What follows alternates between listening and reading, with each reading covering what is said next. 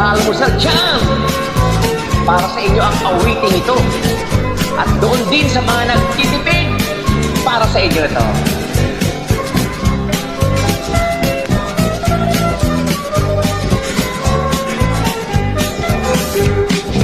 Nilagang kape, tuyo at sinangag, nilis na binusa sa pritong tinapa, sausawang suka, bawang at paminta. Ganyan ang almusal na nakakagana. Nilagang itlog, kamatis na may asin. Ganyan ang laging kombinasyon sa pagkain. Istaman o kani, sadyang mahal ngayon.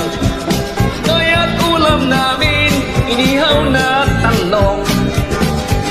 Dahil ako'y lumaki sa pagkain ganyan, kahit anong ihain ng mahal kong nanay, hindi ko na kailangan pang tinidor at kutsara. Ang magkamay ay mas mainam pa. Sardinas na manghang, inutang lang sa tindahan.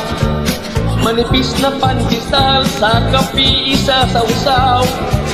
Presyo ng bilihin kung hindi mo makaya, kaya't magtsatsaga sa tuyo at tinapa. Dahil ako'y lumaki sa pagkain ganyan, kahit anong ihain ng mahal kong nanay, hindi ko na kailangan pa tinidor at kutsara. Ang magkamay ay mas mainam pa. Kaya ngayon, panahon ay nagbago, pagkain ng almusal di na yata uso. Merong nagtitipid, gumagawa ng paraan. Ang almusal at tanghalian, pinagsasabay na lang. Dahil ako'y lumaki sa pagkain ganyan, kahit anong ihain ng mahal kong nanay, hindi ko na kailangan pang tinidor at kutsara. Ang magkamay ay mas mainam pa.